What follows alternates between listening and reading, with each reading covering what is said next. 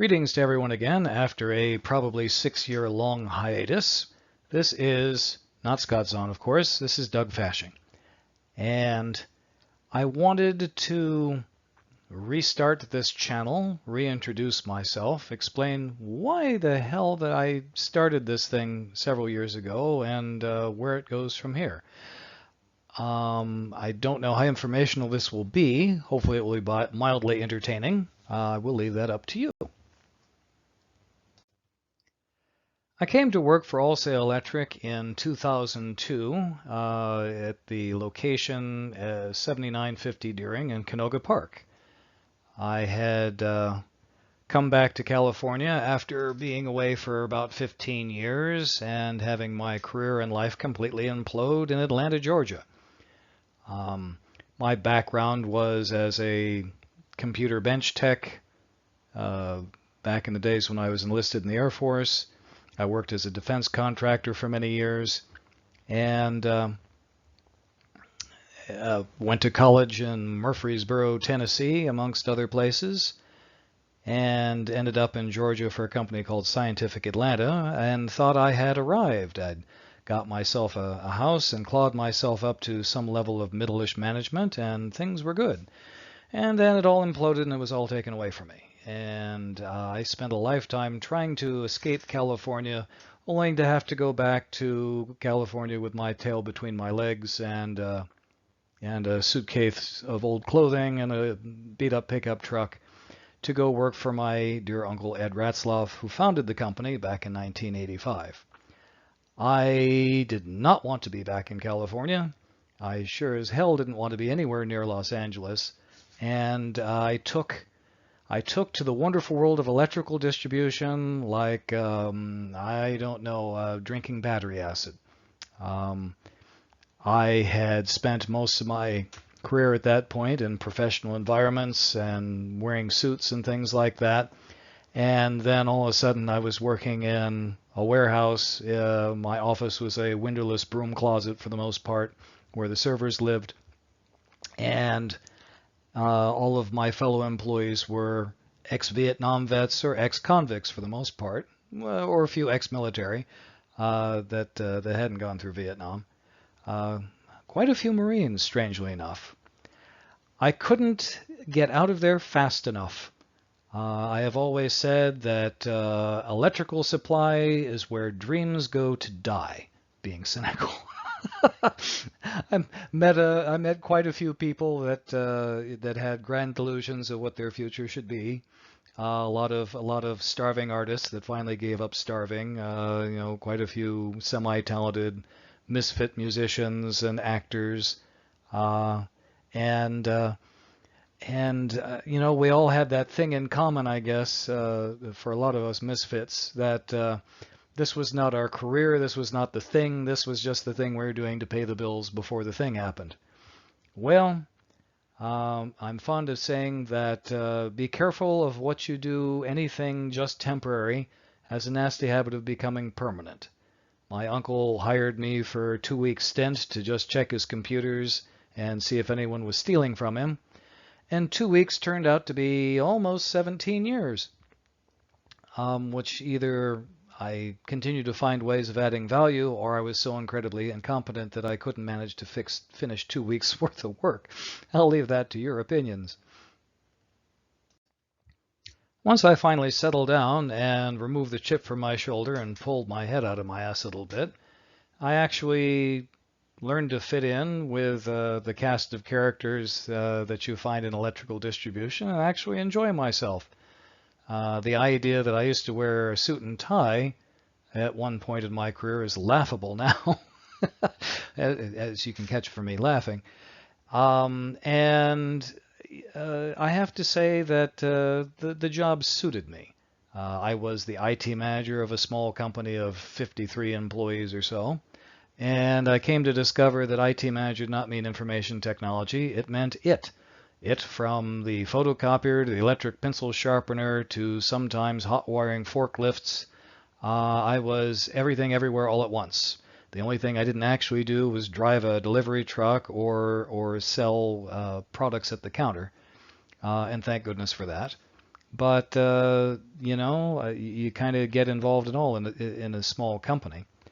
And I really did learn to enjoy the the wild people I met. Electrical distribution is it definitely attracts the conventional and the unconventional and the semi-criminal and the ne'er-do-wells and the dreamers and everything you can imagine into one little melting pot, and somehow, for the most part, it all gets along and we all get the job done. The hours and the days are long, and sometimes the pay isn't all that fabulous, and sometimes the boss is a jerk, and you know how that goes. But so far, it has served me well, and a job that was only supposed to be a couple weeks have now done more years of my life than I ever would have imagined, and it has become who I am, which is a rather surprise. And of course, now the young 30-something punk is now 56, and funny how that happened. I first started working with Eclipse in 2005 when we installed it Wholesale Electric. And before that, we had had a system called Trade Service Array, which was a unholy bear of an ancient cobbled together batch process piece of software that was just an ancient mess and reminded you of a throwback from the mid 1950s, back when computers still used vacuum tubes. In comparison, Eclipse looked like light years ahead, even though the user interface, which as you can see here was originally eTerm, still looked like ancient dumb terminals. But, I had been installing dumb terminals in the late 1980s, so it wasn't that far away in my memory. But certainly it looked like it needed a little refresher, I guess you could say. Um, the conversion from Array to Eclipse was technically not hard, but everything else was a nightmare because of the people. Eclipse was a very well-designed piece of software, despite its looking very ancient and being very ancient. I think it was originally written in 1988 or so, was released. And the problem was with the people. Problem is always with the people. The previous system they basically used as just generating paperwork, just generating invoices and statements. Eclipse was not that type of software. You had to do things a certain way. You had to do it in a certain order. If you didn't do it, it wouldn't let you go any further. And the old timers that had had a whole bunch of bad habits hated it, and they hated me. And for 3 years, they made my life absolute hell, including my dear uncle, who always sided with the old ex-Vietnam vet old timers. And even though he had never logged into Eclipse during the remainder of his ownership of Wholesale, he never missed an opportunity in 3 years to tell me what a useless piece of shit I was, for the most part, and how I was wasting his money. But strangely enough, things continued. And finally, at year 5 or so, things settled down and people actually started using the system more or less correctly, and life was pretty good. I have to admit, I had nothing but contempt for Eclipse when I first started working with it. I had no interest in accounting and ERP systems. I saw myself as a tech that worked with networking and graphical user interfaces and Windows and all that good stuff. And there was nothing about Eclipse any more than working in the electrical supply industry that I found at all slightly interesting, and I found so many of its processes arcane. But funny thing, it has been now a lot of years between 2005 and now. A lot of other software and software companies have come and gone, and Eclipse, of course, was bought and sold, I think, 4 or 5 times before it finally settled down. But it's still here, and it's still relatively unchanged, and is awkward as its processes are, and as ugly as the user interface is. It's always been reliable. It's been a pretty much maintenance-free database, and it's always done everything that I've ever asked of it. I've never found a more reliable piece of software in my career.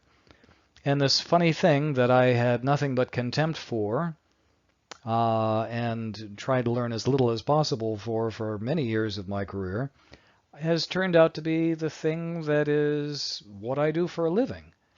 Funny how life works out.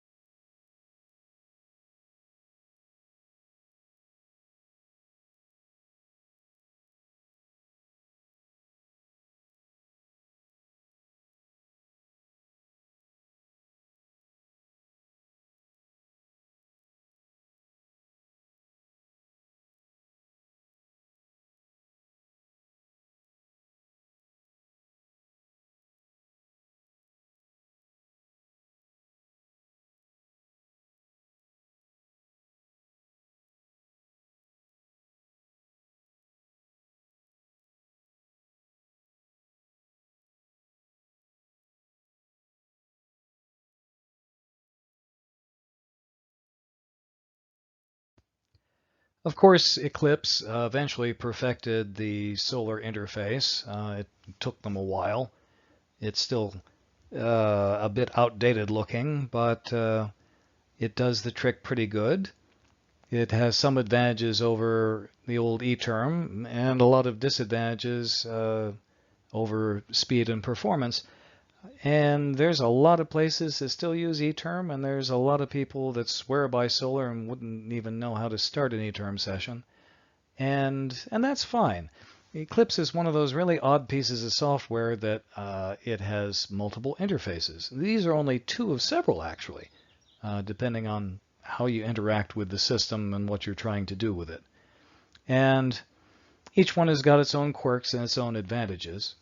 But be that as it may, um, it all works pretty good and pretty solid now. Now, after several years, I've had some experience with other pieces of software, and a lot of ERP and accounting systems are pretty ancient. And for years, I was waiting for someone to write a replacement for Eclipse, modernize it with a newer database and newer tools, and really no one ever did. Yeah, you have Microsoft Dynamics. I've never known a distributor that ran that. You have Prophet 21, which is another Epicor product, which the Prophet 21 has the inglorious distinction of being the only piece of software I know that is hated most by the people who run it than by people who, considered it. Um, it is, to say a word, inelegant and cluttered, and also encourages you to make very bad mistakes in its implementation. Where Eclipse, well, it does not have the flexibility that Prophet 21 would, but it also is kind of a very solid one-trick pony. Rather than trying to be all things to all people, it's just a few things to a couple people. If you're um, heating, ventilation, and air conditioning, plumbing supply, or electrical supply, to this day, there's still not anything out there for my money that can touch what Eclipse can do. Much to the irritation, I think, of Epicor, who spent years trying to kill it and trying to get everyone to move to Prophet 21, and they still can't get rid of customers. And that says something for a piece of software that, even as ancient as it is, it has a loyalty. I think loyal Epicor Eclipse users would rather cut off their own legs and eat them than to give up this software. And that's quite a testament.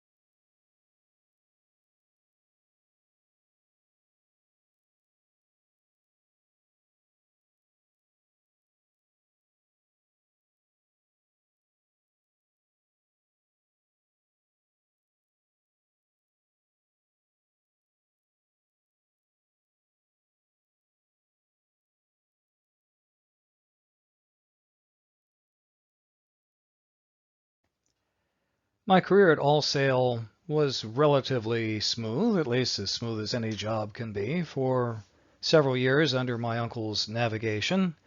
Uh, Character that he is, Ed's Rathloff to this day is still known amongst some of the circles of the gray hairs as a unique character, and I will never take that away from him.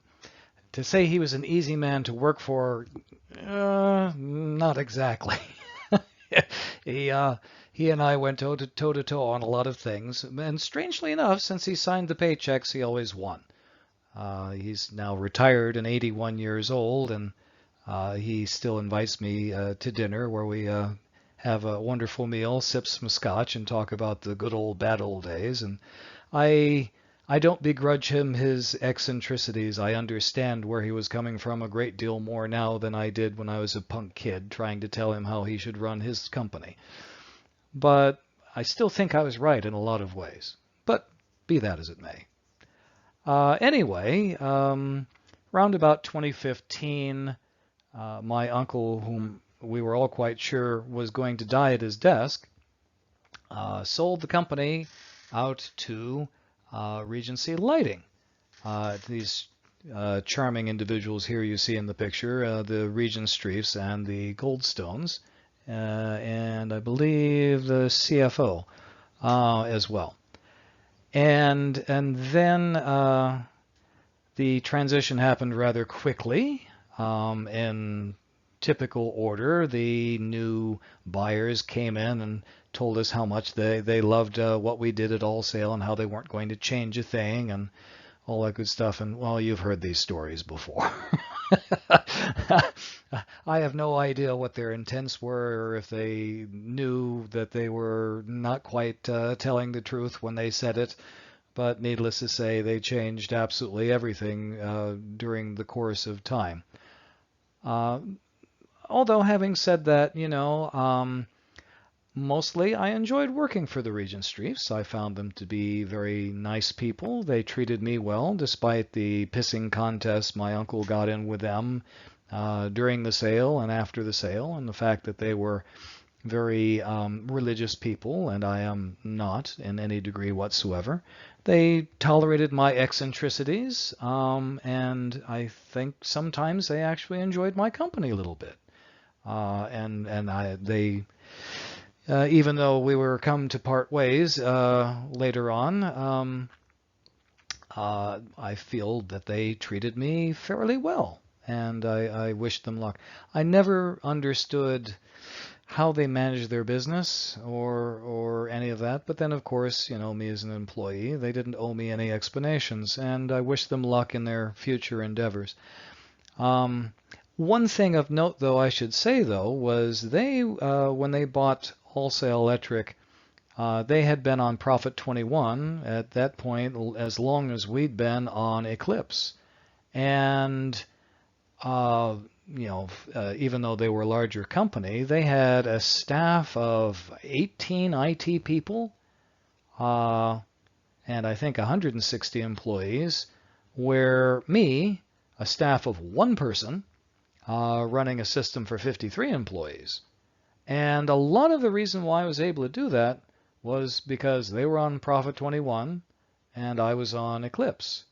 And Eclipse was, I couldn't rely from one day to the next whether the electricity was being on or not, or if the sprinklers went off, or the internet connection had failed, or if a printer was going to get jammed because someone stuffed a dead cat in it, or I don't know what. But I think in all those years of operation, I think Eclipse went offline twice. One because a pipe broke and sprinkled water all over the server, which was still running when I came in on a Saturday, and I turned it off and dried it out before it shorted out. And the other one was a mistake in an upgrade that had to do a database rollback. And that's saying something. Profit 21, on the other hand, was a expensive, mercurial piece of software that required constant coddling and patting on the head, or else it would throw up on your shoes. And Regency Lighting spent some time and a fair bit of money trying to figure out ways of ditching Profit 21 and staying with Eclipse and extending it. They couldn't, of course, because their business model was too non-standard, and you couldn't adapt Eclipse to their type of operations, but that's the type of impact that Eclipse had on them. So for most of my years, you could see my beef was not with the Eclipse software. Yes, it was kind of dated and it did things in kind of outdated ways, and I still kind of chafe a little bit that I spend so much time in the old eTerm interface, even though this is the 21st century, and we've got what, 3 competing artificial intelligence software systems out there that have, by rough estimation, 50% of the sophistication of a living human. And I'm still logging into a text terminal. That's a little irritating. But my real beef was always with Epicor and the way Eclipse got sold and bought and sold and bought and sold and bought, and then the people who finally ended up with it. And my understanding is Eclipse was the starting company. It was incorporated by Clark Yenny, from what he told me anyway. And he had taken a lot of the ideas from Shims, which was also a PIC system based on the same database as Eclipse. And Eclipse was essentially meant to be Shims version 2. And after that, the company Clark lost control of it apparently. He was bought out, went into semi-retirement. That's a story for a little bit later on here. And the company was then sold to Intuit. Intuit was the company that spent a couple $1 million plus making the solar interface to modernize Eclipse before they finally threw in the towel and sold it to Activent, the people who originally created Profit 21. And Activent at that time had quite a reputation of, well, being hated by most of their customers. Activent didn't last long by themselves, and then they got absorbed by a investment group that subsidized the buyout of Epicor. I believe Epicor is wholly owned by the investment group, and the division that Eclipse was part of got resold into another subsection of the investment group. It's all very confusing. Anyway, the biggest irritation was when Epicor took over Eclipse. They fired almost anyone who knew anything about Eclipse. They moved the tech support to Mexico, and then 6 months after that, I believe, sent it to India. There was nearly no one to train the new tech support staff because the people who knew anything about Eclipse had been fired months before, or a year. Things went into limbo. Eclipse, when we first started working with them in 2005, I'd never seen better software support services. Yeah, you paid dearly for it, but you called up a number, usually the third ring someone answered, and usually the first person to answer the phone knew how to fix your problem. It was that good. And I got to see it degenerate to when Epicor finally bought them, a company where they took all the phone numbers away. They even sold the company headquarters in Hyannis, I believe it was, sent everyone home with voice over IP phones and did remote work. And you had a web portal that you had to put cases in, and there were cases to fix minor printing issues that sat for 2.5 years. And I couldn't get anyone to even respond to them. And that's what caused me to start looking for anything else other than Eclipse with a vengeance. And I never could really find anything. I looked everywhere, and it was always the devil you know is better than the one you don't, which much irritated me. At some point, that's when I started doing the Eclipse videos that you all are kind of familiar with, mainly because I was trying to understand loopholes and was looking for replacements to Eclipse, and I wanted to understand it better. I also had a little bit of dead time with my new employers at Regency, and I was trying to create videos so if they were going to train their staff on Eclipse, they had something as a guiding post to work on. So while I was working for Regency and looking for anything that was an alternative to dealing with Epicor anymore, these were the dark years when things weren't doing too very well, I came across, after a conversation with one of the kings over at Xerion Group, and I believe it was Tony King, that suggested that I look into this company called Covestone, whom I had never heard of before in my life. And that is where I became acquainted with Clark and Rai Yenny and the Covestone ERP system. And they did a fantastic presentation. I was very impressed. This looked like the cure to the disease that was Epicor. Once again, I didn't have a problem with Eclipse. I had a problem with the company that owned Eclipse. And they were having, this was their darker days, so they were the worst upon the worst they'd ever been. I gave a recommendation to my superiors at Regency Lighting, wrote up all the potentials. I believe Rai even came out and had a talk with the CIO at the time, and that was it. And nothing was ever really came of it again. Some few years later, Regency Lighting and I parted ways amicably. The company had financial problems, and they had to let me go and a bunch of other people during the pandemic. And as strange coincidence would have it, I had time on my hand and not a whole lot else to do, and I ended up working initially as a unpaid internship and then a permanently unpaid internship, unbeknownst to me at the time, working for Covestone. And I was fascinated with the software, and I couldn't believe my incredible good fortune that I could get to work for a man that I only knew a little bit by reputation and admired his work, the creator of Eclipse, or at least so he told me, Clark Yenny. And the next year and a half was some of the most frustrating time of my life. I became kind of a confidant of the company, a strategy planner, the single manner of the help desk, the corporate trainer, to some degree the visionary of the thing, and the main cheerleader for the product. And even now, now that my departure from Covestone is well over almost 2 years now, and did not end as well as I would have liked, entirely because of Clark. I still say it's the finest piece of alpha code that I have ever worked with.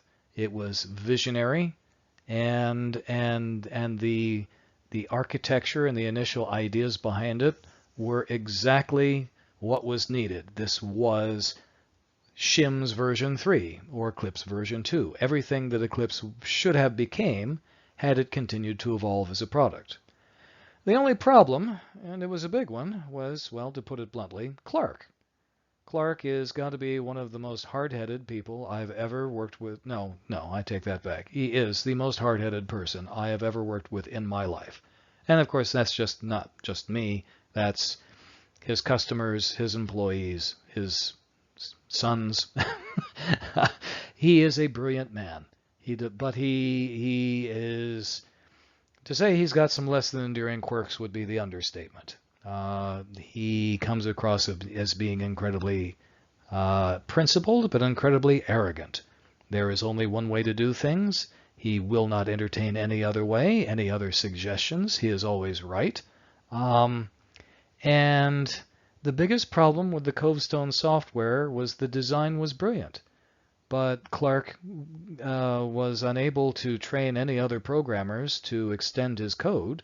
From his point of view, I guess no one could do it better than him. This is a man that would write 2,000 lines of code without a single comment in it, because if you weren't smart enough to read the code, you didn't deserve to work on it. That kind of thinking.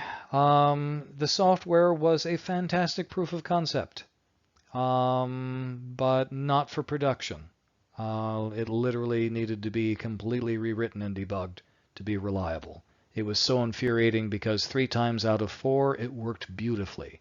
And then the 5th time it would go off into Never Never Land, and God help you. And that was that.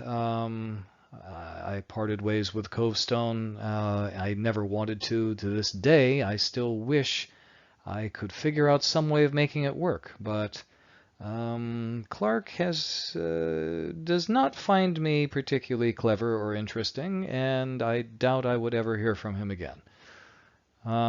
And well, that's just as well, because I really can't afford to work for free for another year and a half. So, such as it is. But that brings us to now back to Eclipse. So my stint at Covestone was not a waste of time. It just didn't turn out the way I had hoped. But certainly my interactions with Clark, hearing the history of how Eclipse came to be, being able to very thoroughly look at the ins and outs of Covestone, the product that should have been, and even having some experience with shims, which I never imagined, the predecessor to all of them. It certainly has impressed upon me one thing, and that is, in my impression, if you're in the HVAC, electrical and plumbing distribution industry, Eclipse is as good as you're ever going to get. There is nothing else out there that is nearly as good. There are plenty of things out there that are just as expensive and half as good or worse. Forget about NetSuite, forget about Microsoft Dynamics, forget about DDI, Inform, SXE, or whichever, and the few other oddballs that are out there that you might find. They just can't do what Eclipse can do. Even for code as old as it is, you're never going to find anything that works as well or as reliable. You get the bang for your buck out of Eclipse. Now, that's not an easy thing for me to say because I'm not an Epicor fan. They have pissed me off many, many times over the years. But you know, it's what you've got. It's the best that's out there. I don't know what's going to happen in the electrical or whatever distribution industry in the future, but for the time being, best tool for the job. I've not yet seen anyone that can out-use Eclipse. Even people that have been on it for decades still only use a fraction of the code that was written in there decades ago. But it should be interesting to see what happens going forward.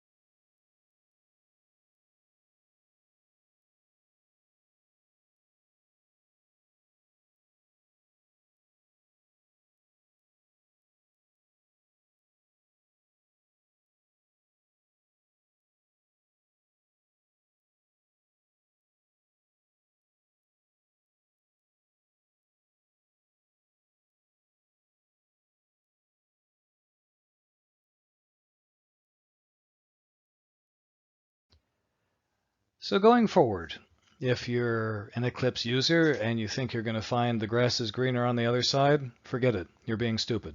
Take it from me. Don't waste your time. That won't always be the case, but that's the case now. If you aren't on Eclipse and you're considering it, well, you should probably pull the trigger, because if you're in the industries that I've specified, you're not going to get any better. And it should be said also that Epicor has mended a lot of their ways. Their tech support has gotten so much better now.